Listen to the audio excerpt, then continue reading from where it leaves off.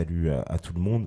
On va ce soir aborder on a intitulé donc cette émission Contrôle mental, mais en fait on va certainement aller beaucoup plus loin. C'est une notion presque générique, contrôle mental, pour parler de la manipulation, on va dire, générale. Alors, pour te présenter, toi, un peu, Paul, quand même, on va commencer par ça, puisque beaucoup de gens ne te connaissent pas, ils se demandent. Alors, toi, tu as un parcours, tu as une librairie, donc c'est ça. voilà. Tu as un parcours un peu scientifique, puis tu as été journaliste aussi, je crois. Alors, en fait, j'ai une maîtrise de sciences naturelles et j'ai un diplôme de journaliste scientifique, mais je n'ai jamais exercé le journalisme scientifique. Je suis allé directement dans la librairie pour vraiment faire mes recherches sur l'ésotérisme, en fait. Et qu'est-ce qui t'a poussé, justement à basculer comme ça dans ces recherches?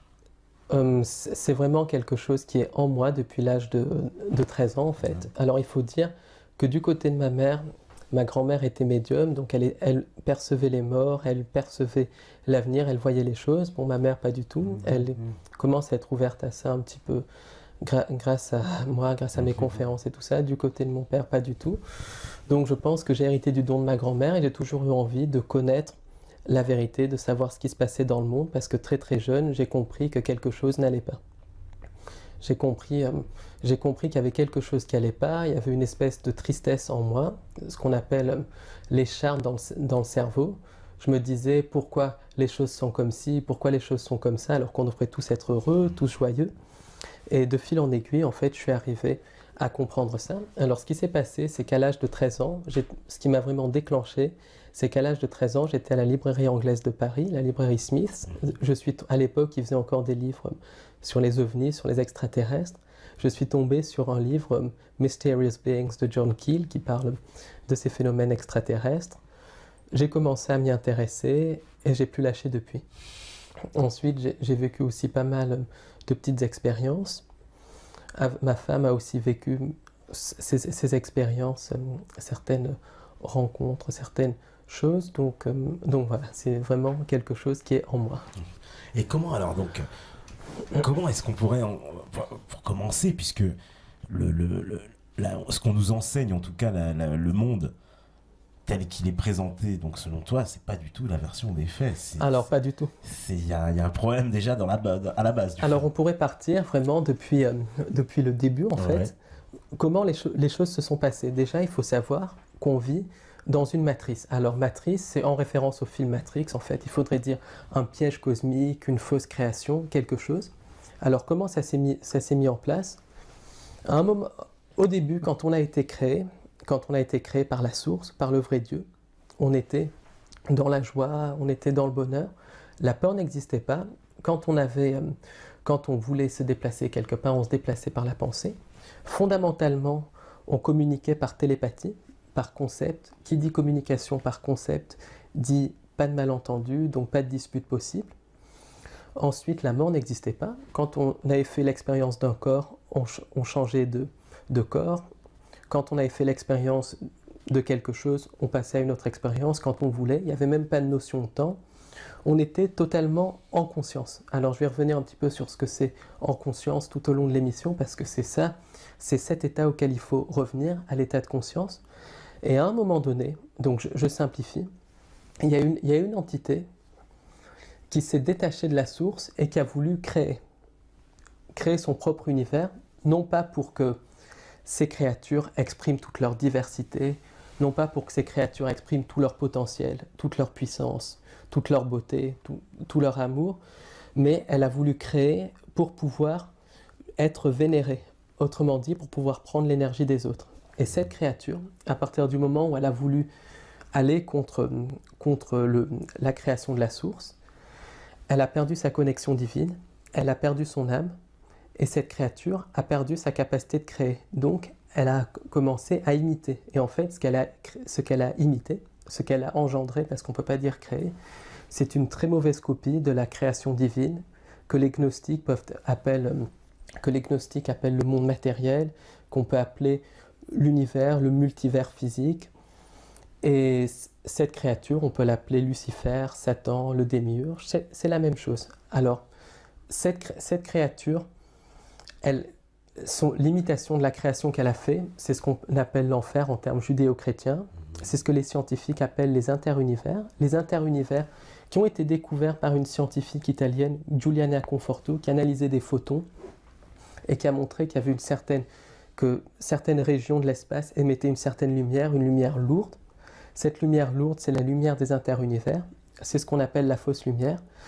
Et le but de cette entité, c'est de prendre un maximum d'âmes, de les faire tomber dans sa fausse création, dans les interunivers, pour que ces âmes puissent le vénérer, pour qu'elles puissent donner leur énergie. Et comme le démiurge est déconnecté de Dieu, comme il n'a plus de connexion divine, c'est une entité qui est finie, c'est-à-dire qui n'a pas la vie éternelle, et pour se perpétuer, elle est obligée de phagocyter les âmes de créatures qui ont une connexion divine, c'est-à-dire nos âmes. Alors il y a une loi très importante dans l'univers, c'est la loi du consentement.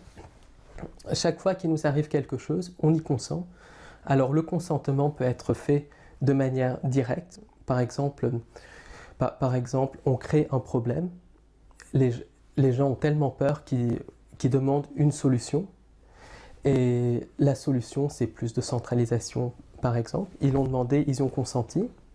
Ou bien le consentement peut se faire de manière indirecte, c'est-à-dire que ceux qui dirigent, qui sont reliés donc à ce démiurge, ce que je vais appeler les Illuminati, c'est une question de commodité en fait, c'est des humains qui ont plus de gènes extraterrestres que les autres humains, et ben ils vont présenter leur plan par le cinéma, par certains clips de musique et tout ça, ils présentent tout leur plan, et dans ce cas-là, les gens disent c'est du cinéma, ça n'existe pas, donc qui ne dit rien consent. Par exemple, le 11 septembre a été présenté dans de nombreux films, longtemps avant que ça ait eu lieu.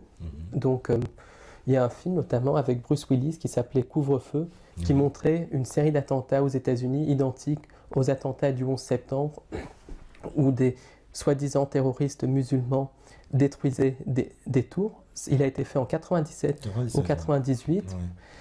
Et ça, c'était une programmation prédictive. Dans le film Matrix, la carte d'identité de Neo expire le 11 septembre 2001. Donc, il y a toute cette programmation prédictive. Et globalement, ce qui s'est passé, donc on en revient au début de l'humanité. L'entité sans âme, le démiurge, qui s'est entouré pour faire ses basses œuvres d'entités qu'il a engendrées. Ces entités, certains les appellent des reptiliens, d'autres des démons, d'autres des djinns, d'autres des archontes. C'est des entités qui séjournent dans les interunivers, qui n'ont pas d'essence divine, qui sont des entités sans âme, qui se comportent un petit peu comme des programmes informatiques. Et le démiurge les utilise pour conquérir des mondes qui sont dans la vraie création, pour qu'ils consentent à la fausse création. Alors, le démiurge, en fait, et les entités autour du démiurge, qu'est-ce qu'ils ont fait ? Ils ont leurré les premiers hommes qui vivaient une vie magnifique, merveilleuse, connectée à la source. Ils les ont leurrés à consentir à la fausse création interunivers et matrice, qui est l'antichambre des interunivers, en leur échangeant probablement des technologies, en leur disant qu'ils allaient être dieux, qu'ils allaient avoir leurs propres univers et tout ça. Et ça a été en échange de promesses qui ne sont jamais arrivées. Et quand les premiers humains ont symboliquement consenti à la matrice et aux interunivers, ça a été la chute de l'homme, il y a eu l'apparition de l'illusion de la mort, l'apparition de l'illusion de la maladie, de l'illusion du temps qui passe, il y a eu nos capacités psychiques qui ont été complètement bloquées ou beaucoup diminuées et tout ça. Et puis c'est ce qui s'est passé, donc où j'en suis, c'est qu'il y a la création de l'humain est leurré dans cette fausse création, dans cette imitation de la création. Il commence à tomber dans la matière, il commence à chuter. Il y a l'apparition de l'illusion de la mort, il y a l'apparition de l'illusion de la maladie, l'apparition de l'illusion du temps qui passe. Ensuite, comme le changement de réalité a entraîné une modification de la vibration, l'ADN des humains a été modifié. Au lieu d'être un ADN à 13 brins connecté à la source, l'ADN est devenu un ADN à 2 brins, l'ADN qu'on a maintenant. Et cette modification de l'ADN par les entités sans âme a entraîné l'apparition d'une chose qui est capitale à comprendre si on veut comprendre le thème de la conférence de ce soir, enfin le thème de l'interview de ce soir, c'est le subconscient. Le subconscient, c'est quoi ? C'est En gros, le robot pilote s'est connecté au cerveau reptilien. C'est la matrice en nous, puisque la matrice est holographique.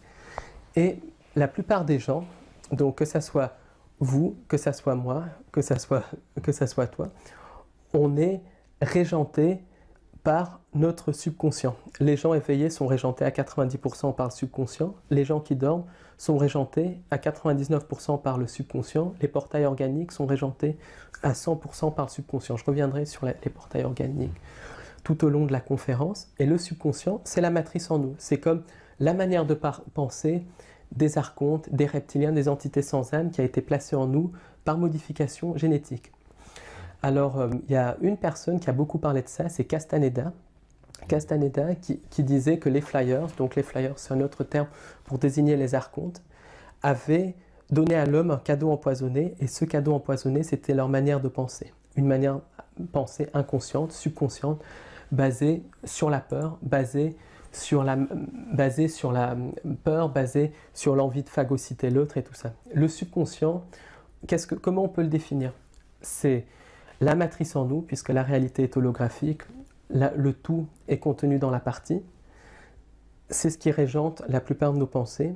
Ça pense beaucoup plus vite que le conscient. Par exemple, il y a eu des tests qui ont été faits. Quand on applique un stimulus sur la personne va réagir quelques millièmes de seconde avant que les stimuli soient appliqués sur elle. Par exemple, quand on va la piquer avec une aiguille, elle va réagir avant qu'elle ne soit piquée par l'aiguille. Ça, c'est le subconscient qui commence à réagir. Le subconscient perçoit le subliminal, il perçoit la parole inversée, il perçoit l'infiniment petit. Donc il y a des peintres comme Van Gogh par exemple qui faisaient des dissimulations dans leurs peintures. Pourquoi? Parce qu'ils arrivaient à utiliser leur subconscient pour percevoir l'infiniment petit. Ils percevaient littéralement les microbes, ils percevaient des tout petits détails, et ils percevaient aussi l'invisible, parce qu'il arrivait à maîtriser son subconscient, à la fois l'utiliser pour percevoir l'infiniment petit et à l'éteindre pour percevoir les esprits de la nature, pour percevoir le monde invisible, les choses comme ça. Alors le subconscient, c'est quelque chose qui peut se programmer comme un ordinateur. Là, c'est quelque chose de capital. Le subconscient se programme comme un ordinateur, comme un programme informatique. C'est ce qui est à la base du contrôle mental. C'est-à-dire que les personnes donc, qui vont, on va dire ceux qui vont en tout cas user de ça, donc vont agir sur notre subconscient. Ça va être la cible, c'est le subconscient. Exactement, la cible, c'est le subconscient, puisque c'est 90 à 99% de nos pensées, voire 100% de nos pensées. C'est-à-dire qu'il y a des jours où c'est notre subconscient qui a pensé pour nous. Nous, on n'a pas pensé par nous-mêmes, on n'a pas pensé consciemment quand on fait les choses machinalement. Regarde par exemple quand tu prends la voiture, tu te mets à conduire, tu penses même pas que tu conduis. Ça, c'est un exemple typique du subconscient. Quand tu écris une lettre, tu l'écris parfois sans même penser, c'est le subconscient. Quand les gens vont répondre à une question de manière complètement robotisée, c'est le subconscient, c'est littéralement ça. Et le subconscient se programme. Alors le subconscient, c'est vraiment un sadique. Il se nourrit de peur et il est à l'origine de toutes les maladies. Donc qu'est-ce qui se passe? Quand il y a un traumatisme, par exemple, le subconscient va exprimer une peur. Le subconscient va ressentir la peur, il va aimer ça parce qu'il se nourrit de ça. Et donc, il va créer un effet sur le corps physique pour pouvoir ressentir cette peur. Et cet effet sur le corps physique, c'est une maladie. Alors, ça peut être de la grippe au cancer. Après, c'est en fonction du terrain, en fonction de l'hygiène de vie, en fonction de tout ça. Mais le subconscient, c'est ce qui est à l'origine de la plupart des maladies. Donc, on arrive à soigner un traumatisme. On arrive à éteindre la partie du subconscient qui est stimulée. On arrive à soigner, stopper, bloquer la maladie. D'accord. Et très souvent, par exemple, quand on a une grippe, quand on a un rhume, il faut voir pourquoi on a ça. Après, bon, on est entouré de gens qui ont la grippe très souvent, on est fatigué, il y a toutes les attaques de chemtrail et tout ça, donc le système immunitaire est affaibli. Mais il y a toujours un traumatisme qui déclenche la maladie. C'est la même pour des maladies comme la grippe, comme le cancer et tout ça. Il y a toute une médecine, d'ailleurs, qui est basée là-dessus. C'est la médecine de Hammer. Donc on peut guérir aussi par le subconscient. On peut guérir par le subconscient, on peut se soigner par le subconscient. Bien sûr, il y a tout un travail de terrain à faire aussi pour rétablir le terrain. Mais en travaillant notre subconscient, on peut guérir, soigner toutes les maladies. Y compris les cancers, ça tu dis ça. C'est toutes les maladies. Toutes les maladies. C'est la médecine de Hammer. Donc il y a la nouvelle médecine germanique. Et il y a, on peut tout soigner théoriquement en attaquant le mal à la racine. Alors, on me dit intéressant, mais le subconscient est positif aussi, non? Quand on a un réflexe, par exemple. C'est vrai, il est toujours négatif, le subconscient. C'est forcément négatif. Parce que tu as dit qu'il se nourrit du négatif. Il y a des gens qui arrivent à programmer, parce que c'est un ordinateur, le subconscient, pour le positif. Par exemple, Vincent Van Gogh, d'autres peintres, d'autres personnes qui voient l'infiniment petit, qui décryptent le subliminal. Par exemple, à la boutique, on a un client qui décrypte littéralement, qui voit le subliminal dans les films. Alors ça, il a fait tout un travail là-dessus. Il a réussi à travailler son subconscient pour voir le subliminal. Et la plupart du temps, c'est malheureusement négatif, puisque la société le programme négativement. Parce qu'il est programmé, c'est ça que tu dis. C'est pas naturel alors, le fait qu'il soit négatif de fait. En fait, le subconscient ne devrait même pas exister. Le subconscient, on devrait être tout le temps conscient, tout le temps vivre dans un éternel présent, dans un état de joie constant, mais c'est le programme de la matrice pour nourrir le démiurge, pour nourrir les entités sans âme de peur. D'accord. Alors juste... Voilà, justement, parce que là, tu as parlé d'entités sans âme. Entités sans âme, en fait, c'est les entités qui sont engendrées par le démiurge. Par le démiurge. Mais c'est lui, donc il engendre des entités quand même. Il engendre, mais il ne crée pas. Ces entités sont des copies de la création divine. C'est des espèces de pâles copies de la création divine, un petit peu comme une forme d'intelligence artificielle qui engendre des robots, qui engendre quelque chose, mais comme un ordinateur qui va engendrer. Ils vont être sous quelle forme? Ils vont être dans notre monde physique? Ça va être Alors, c'est des entités énergétiques, certaines sont de forme énergétique, beaucoup sont de forme reptilienne. Ouais. Alors, elles ressemblent vaguement à des reptiles. J'ai eu une expérience avec une entité reptilienne, dont je parle dans mon bouquin d'ailleurs, en présence de ma mère. Ma femme aussi a eu une expérience avec une entité reptilienne. Donc, on décrit ça comme reptilien, faute de mieux. Hein. C'est-à-dire que ça, voilà, faute de mieux. Et il y en a qui ont des formes énergétiques. Donc, c'est ce que les gens appellent les djinns, les archontes. Et il y a un chercheur américain, je crois, ou anglais, Trevor James Constable, qui a pris des photos de certaines de ces entités. Et ces entités se présentent comme des boules d'énergie qui peuvent changer de forme de temps en temps. D'accord. Alors, il y en a qui ressemblent donc à des reptiles, hein, de reptiliens. Et est-ce qu'on peut... on les met directement en rapport avec les théories de Zecharia Sitchin et des Sumériens, les Anunnaki, etc. Globalement, c'est ça. En fait, ce qui s'est passé, c'est que il y a eu donc la modification énergétique quand on a consenti à la vraie création. Et ces reptiliens ont modifié notre ADN pour créer le subconscient, pour créer le cerveau reptilien, pour qu'on puisse être programmé plus facilement. Oui, voilà, donc ça corrobore alors les écrits de Zecharia et puis les écrits aussi donc, de certains Sumériens. Alors non seulement les Sumériens, mais toutes les mythologies du monde. Par exemple, les Aztèques, les Incas parlaient de serpents à plumes, de dieux reptiliens. Les Sud-Africains, les Sud-Africains parlaient des Chitauri, les dieux reptiliens descendus du ciel. Il y a eu des tribus qui ont été découvertes dans les années 90 en Papouasie-Nouvelle-Guinée. Ouais. Elles parlaient de dieux reptiliens. Donc c'est une constante qu'on retrouve partout. Le serpent dans la Bible, les mythes amérindiens aussi, d'Indiens d'Amérique du Nord qui parlaient de reptiliens, les mythes nordiques, scandinaves qui parlent de dragons, les mythes chinois qui parlent de dragons, les mythes japonais. Dans le dragon, il faut voir un mythe reptilien aussi. Exactement. Parce que c'est un mythe puissant, le dragon. C'est vrai que c'est un mythe. Alors, en plus, le dragon, il a quand même deux visions, puisque en Occident, c'est plutôt négatif, ça fait plutôt peur, mais en Orient, c'est positif, le dragon. C'est pas... ça dépend desquels. Disons que c'est des entités à qui des offrandes doivent être faites. D'accord. Des offrandes doivent être faites, des offrandes de sang, des offrandes de sacrifice pour les apaiser. C'est pour ça qu'en Orient, on fait des fêtes donc, du dragon. Exactement. La fête du dragon, on fait des offrandes. C'est des offrandes, bon, bien sûr, il y a au moins ouvertement, je dis bien ouvertement, il n'y a plus le sacrifice humain, parce que ça existe encore dans les sociétés secrètes, au sommet de certaines sociétés secrètes, chez les Illuminati, chez certains puissants.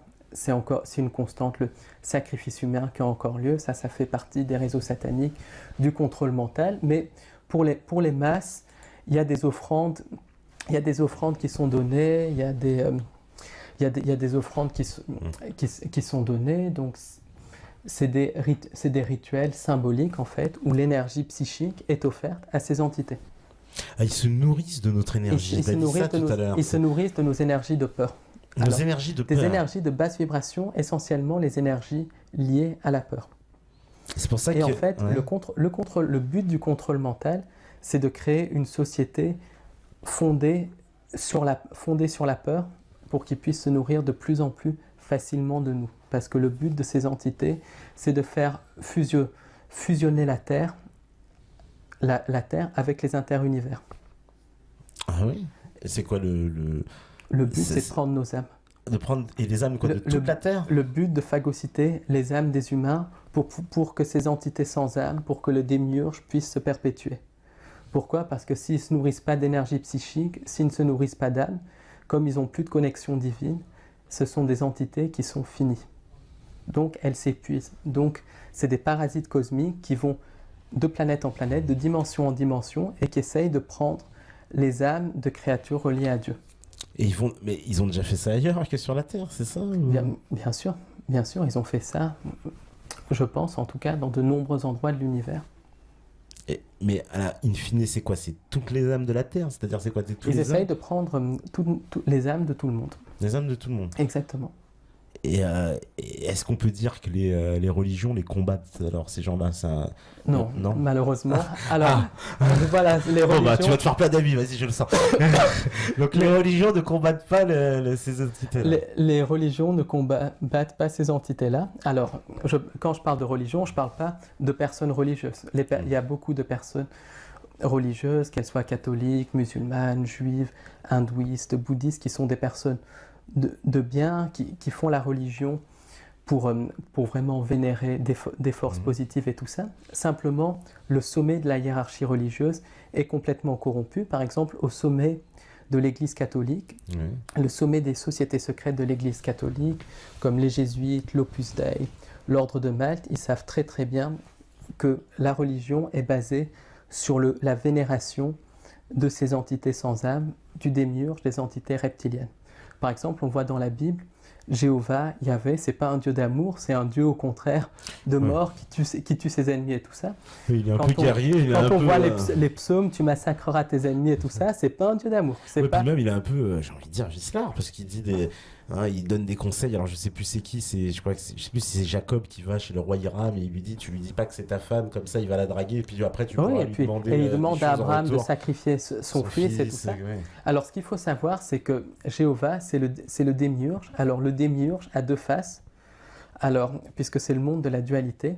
Alors une face fausse lumière, c'est Lucifer, c'est tout ce qui est le New Age, le faux bien, tout ce qui est l'arrogance aussi et tout ça. Et une face carrément le mal, une face satanique, c'est les réseaux sataniques, c'est le sacrifice humain, c'est ce qui est perpétué par une grande part de nos élites et tout ça. Et puis il y a une troisième face qui est proche du satanisme, c'est la face arimanienne. Ariman, le dieu de l'argent, le dieu du matériel, que beaucoup de gens vénèrent de plus en plus. Oui, c'est vrai. Ça, voilà. Oui, le dieu de l'argent. Mais parce que là, moi, ce que j'ai du mal à comprendre, c'est est-ce que ces entités-là, donc ces entités reptiliennes, elles sont à la fois, parce que c'est dans ce que tu me dis, à la fois j'ai un sentiment, tu me dis qu'elles sont dans quelque chose d'interdimensionnel, quelque chose qui ne serait pas de notre dimension, et à la fois elles interviennent et elles agissent dans le physique, dans notre monde. Alors, justement, on y vient. Ça, je vais y venir parce que c'est dans l'ésotérisme, ce qu'il faut savoir, pour tous tes auditeurs, pour tous les gens qui s'intéressent vraiment à ça, c'est qu'il n'y a rien de compliqué. Quand les choses sont compliquées, c'est jamais bon. C'est complexe, mais pas compliqué. Quand on voit le problème, c'est relativement simple. Le but de ces entités, on va les appeler reptiliennes pour faire beaucoup plus simple, sinon après on va se perdre. Le but de ces entités reptiliennes, c'est de nous faire consentir aux interunivers pour à terme avoir notre âme. Alors on va voir qu'il y a des solutions pour sortir de là et tout. Rien n'est perdu pour l'humanité, heureusement, sinon je ne serais pas en train de faire cette interview, je serais en train de dormir. Donc je te rassure. Et ce qui se passe en fait, c'est que pour nous faire consentir aux interunivers, il y a toujours cette règle du consentement. Donc elles doivent nous faire consentir en premier lieu à une version édulcorée des interunivers. C'est ce que j'appelle la matrice. C'est le monde physique actuel. Mais la matrice va vibrer un petit peu plus haut que les interunivers à proprement parler. Et donc les entités reptiliennes ne vont pas pouvoir rester dans notre monde, dans la matrice, dans le monde physique pendant de très longues périodes de temps, parce que la vibration est incompatible avec elle, puisqu'elle vibre très bas et le monde physique vibre un petit peu plus haut. Donc pour cela, elles vont créer des hybrides, c'est-à-dire des humains qui ont plus de gènes reptiliens que les autres humains. Et ces hybrides étaient à l'origine les familles régnantes de l'Antiquité, les familles de la noblesse européenne, de la noblesse asiatique, de la noblesse inca. D'ailleurs, les rois d'Angleterre disent carrément avoir le droit de régner par divinité. Ça existe même de nos jours, la reine tient son pouvoir de Dieu. Il y a aussi l'ordre du dragon qui a été fondé en 1400 et quelques par le prince Sigismund. Le prince Sigismund, c'était un prince d'Europe de l'Est qui descendait des dragons, donc ça lui donnait le droit de régner sur le reste de l'humanité, que les autres humains étaient des espèces de sous-races. C'est bien sympathique, ces gens. Les empereurs chinois et japonais disaient descendre du dragon. L'empereur japonais est encore considéré comme un dieu sur Terre. C'est ce qu'il faut savoir. Les rois incas étaient considérés comme descendants du serpent à plumes. Les Aztèques, c'était pareil. Les chefs vikings descendaient du dragon. D'ailleurs, les bateaux vikings, le drakkar, fait référence au dragon. Les chefs amérindiens d'Amérique du Nord descendaient également des dragons. Donc on retrouve toujours cette notion de rois qui descendent du serpent, qui descendent de Dieu. Alors, c'est pas le Dieu du petit Jésus, c'est pas le bon Dieu, le gentil Dieu, c'est pas la source. Quand on voit tous les massacres qu'ont commis ces rois et tout ça au fil des temps. Et aujourd'hui, ces familles hybrides sont ce que je vais appeler les Illuminati. Alors les Illuminati, c'est un terme générique, encore il y en a qui appellent ça la Kabbale, d'autres qui disent les familles régnantes, peu importe, on dit Illuminati parce que c'est un terme qui est connu. Et les Illuminati, donc c'est les grandes familles de la noblesse, les grandes familles de la finance, donc genre Rockefeller, Rothschild, les familles de la noblesse européenne, de la noblesse asiatique aussi, en particulier la famille Li qui contrôle tout l'Extrême-Orient, qui est une famille très puissante dont peu de gens parlent. Des familles aussi, d'autres familles, les Bourbons et tout ça, qui sont liées à la famille Windsor. Selon les chercheurs, il y a 15 à 20 familles Illuminati qui tiennent la Terre. Et ces familles Illuminati ont plus de gènes reptiliens que les autres humains, et donc elles sont plus compatibles à la possession par des entités reptiliennes. Alors, il y a d'autres familles aussi, et même d'autres humains, qui sont même plus humains à ce stade-là, mais qui ont encore plus de gènes reptiliens. Reptiliens, encore une fois, pour simplifier, que les autres humains. Alors, c'est ce que j'appelle les super Illuminati dans mes conférences. Les super Illuminati. Voilà, ça c'est un mot que j'ai créé pour mieux les décrire. C'est les conseillers, des conseillers, des conseillers, des conseillers. C'est les hommes de l'ombre. Par exemple, des gens comme le comte de Saint-Germain, par exemple, dans le journal Top Secret, il y avait un article qui montrait qu'il y avait un bonhomme à barbe qui apparaissait dans les années 20, dans les années 1800 et quelques sur les photos, ensuite dans les années 20, ensuite dans les années 50, 70, sans vieillir. Donc les super Illuminati, c'est des gens comme ça qui ont beaucoup plus de gènes reptiliens que les autres humains, qui ont accès à l'immortalité, ou au moins à une très longue vie, puisqu'ils ont plus accès aux règles de la matrice que les autres humains, qui communiquent par télépathie, qui arrivent à finalement inspirer certaines inventions dans la tête des humains. Par exemple, d'après le chercheur Joël Labruyère, l'invention de la bombe atomique aurait été inspirée par certains de ces super Illuminati du Tibet. Jvalkul, qui était l'entité canalisée par Alice Bailey, et selon certains chercheurs, un de ces super Illuminati. Et les Illuminati, en gros, comme ils ont plus de gènes reptiliens que les autres humains, vont être plus facilement possédés par des entités reptiliennes que les humains classiques. On peut tous être possédés, mais les Illuminati ont plus de facilité d'être possédés puisqu'ils ont cette compatibilité génétique, et c'est eux qui continuent à régner sur le monde basiquement, et ils sont activés par possession. Ils ont des pouvoirs. C'est quoi les pouvoirs qu'ils ont dans les Alors, les pouvoirs, Oui, qu'est-ce que ça confère, cette génétique différente? alors cette génétique, ça leur donne soi-disant, d'après eux, le droit de régner sur le reste du troupeau humain. Certains ont des D'accord. pouvoirs psychiques, par Ouais. exemple, beaucoup d'Illuminati dans la finance, dans la finance étaient très souvent les sorciers des rois au Moyen Âge, donc ils étaient très versés dans la sorcellerie, dans le satanisme. Un exemple, c'est John Dee, par exemple, l'astrologue de la reine Élisabeth, qui a inventé tout un système, qui a créé tout un système pour communiquer avec ces entités reptiliennes sans âme. N'oublions pas aussi que les rois de France avaient le pouvoir de thaumaturgie, le pouvoir de guérir les écrouelles. Donc voilà, c'est des gens qui ont certains pouvoirs. Par contre, il leur manque quelque chose qui est fondamental, s'ils sont activés, c'est l'empathie. Ils n'ont pas d'empathie. Voilà, c'est ça. Donc ils peuvent tuer tout le monde. Ils peuvent tuer tout le monde, ils n'en ont rien à faire. D'où les guerres de conquête qui sont lancées depuis le 11 septembre. D'accord. Et depuis bien avant, d'ailleurs. Depuis bien avant, ce que j'allais dire. Pour eux, on est de la ressource. Ils nous utilisent comme ressource et comme pile énergétique, comme source d'énergie, tout simplement. Moi, j'ai une question, c'est que si je me fie à ce scénario-là, on va dire, à un moment donné dans l'histoire, il y a eu un grand coup d'accélération vers les technologies, et on va dire à grands pas vers le modernisme à partir du 19e siècle. Est-ce que eux, ils ont un rapport avec cet élan? Complètement. Parce qu'à la base, on n'a pas besoin de technologie. Quand on est dans la vraie création, on n'a pas besoin de technologie. Tout se fait par la pensée. Ouais. Tout se fait par la pensée. Et le but de ces entités, c'est de nous faire consentir à un gouvernement mondial pour créer une société uniforme, parce qu'on manipule plus facilement une société uniforme qu'une société diverse. Ils détestent la diversité, où chacun exprime sa propre opinion. C'est ce qui fait la beauté de l'humain, d'ailleurs. Tu es différent de moi, je suis différent de toi. C'est ce qui fait la force, la beauté de l'humanité. Donc ils veulent uniformiser tout le monde, créer un nouvel ordre mondial, créer une religion mondiale basée sur un sauveur externe. Pourquoi le sauveur externe ? Parce qu'ils veulent en fait créer un chaos et ensuite se présenter comme les sauveurs de l'humanité. Ensuite, ce qu'ils veulent, c'est éliminer une partie des humains, les humains qui leur résistent, les gens qui savent penser par eux-mêmes. Donc il y a un programme de réduction de la population qui est en cours depuis 30 ou 40 ans.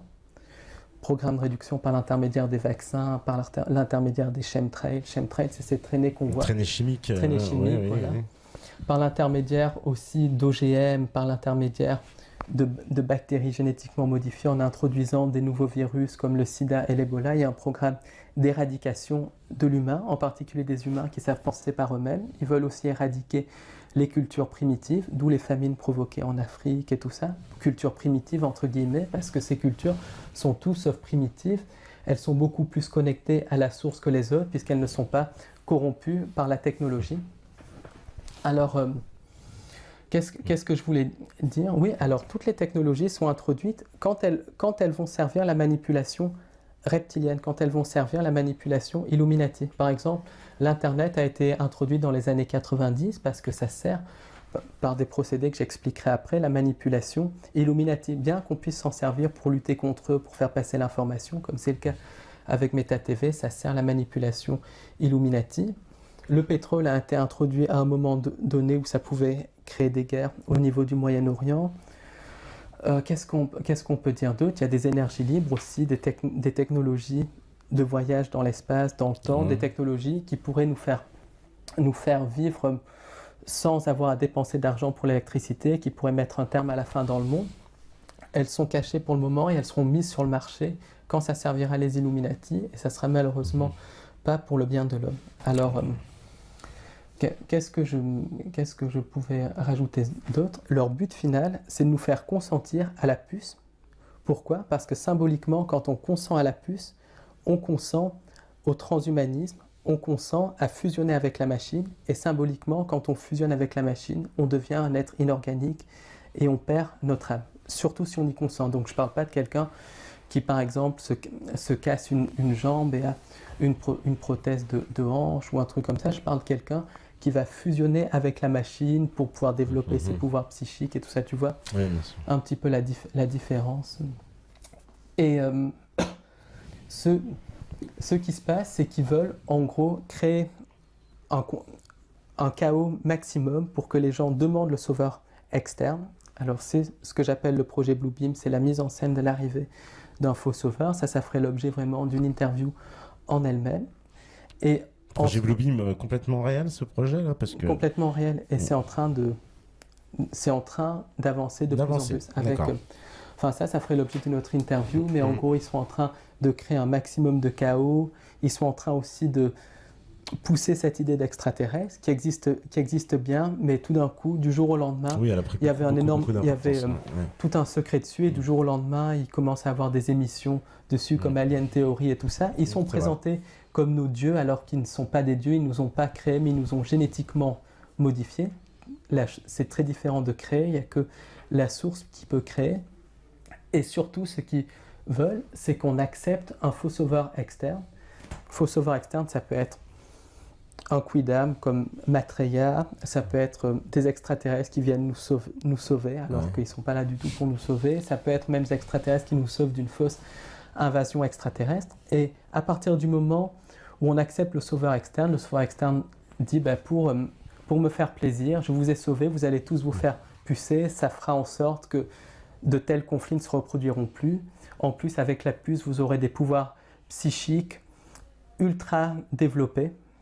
Vous serez des dieux, et là les gens vont aller se faire pucer, et symboliquement, la puce, c'est la fusion avec la machine. On me dit, oui, Bluebeam, où sont les preuves? C'est vrai qu'on a beaucoup entendu parler. Alors, c'est le livre de Serge Monast, c'est ça, qui était le premier à en avoir parlé. Assassiné dans des conditions bizarres, d'ailleurs, aussi, ce journaliste canadien. Ouais. Et depuis, il n'y a personne qui a Alors, moi, j'ai écrit un livre sur le sujet qui s'appelle Le plan secret du diable, qui est disponible sur le site www.librairiedubonheur.com. Donc, c'est le site de ma librairie. Alors, les preuves du projet Bluebeam, alors c'est déjà l'ouverture vis-à-vis du sujet des extraterrestres, une ouverture qui est de plus en plus grande, mais qui est contrôlée, qui est à double tranchant et qui est contrôlée par certains organismes, par certaines loges maçonniques, par certaines loges jésuites, par aussi l'internationale nazie, parce qu'après la Seconde Guerre mondiale, les nazis ont continué par l'intermédiaire du projet Paperclip, et c'est une des factions les plus importantes du nouvel ordre mondial, des Illuminati. Alors en gros, qu'est-ce qui s'est passé? Jusqu'aux années 60, 70, voire même années 80, le sujet d'OVNI était complètement tabou. Il y a plusieurs centaines de personnes qui sont mortes pour avoir voulu révéler la vérité sur les OVNI. Ouais. On peut parler de Frank Edwards, par exemple. Frank Edwards, grand journaliste américain, mort d'une crise cardiaque. On peut parler de Jimmy Gueux, assassiné par une barre d'uranium sous sa chaise. Sous sa chaise, oui. Un des plus grands ufologues français, qui a fait un très grand travail. Dans les années 90, un pilote américain qui voulait faire des révélations sur Roswell, ils lui ont carrément provoqué un accident d'avion. Le train d'atterrissage de son avion s'est détaché avec plus de 150 passagers à bord. Il a arrêté ses recherches immédiatement. Donc, beaucoup de gens étaient tués. Et puis tout d'un coup, dans les années 90, années 2000, des émissions de télévision commencent à parler de ce phénomène extraterrestre. Il y a une ouverture. Simplement, on peut penser que l'ouverture vient des ufologues qui font un travail remarquable pour essayer de faire sortir la vérité. Il y a un petit peu de ça, mais une ouverture, c'est jamais gratuit avec les Illuminati. Donc c'est quoi? C'est habituer les gens? C'est accoutumer les gens à la présence extraterrestre. Mais il faut bien voir comment les extraterrestres sont présentés, de 3 façons différentes. Où ils sont présentés comme nos dieux, comme c'est le cas dans Alien Theory, c'est-à-dire nos créateurs, alors que ce ne sont pas nos créateurs. Où ils sont présentés comme des envahisseurs dans les films comme Independence Day. Alors qu'il n'y a pas d'invasion extraterrestre à attendre, puisque les entités non humaines, on ne peut même pas parler d'extraterrestres, mais d'entités non humaines, sont ici depuis des millénaires et des millénaires, que c'est elles qui nous ont génétiquement modifiés, que c'est elles qui nous contrôlent. Et il y a un autre genre de film où ils sont présentés comme les bons, les gentils, comme les sauveurs, genre le film comme E.T., Après, il y a d'autres ufologues comme le Dr Greer et tout ça qui disent tout ce qui est mauvais est humain, tout ce qui est bon est teuté, tout est beau, tout est rose, les extraterrestres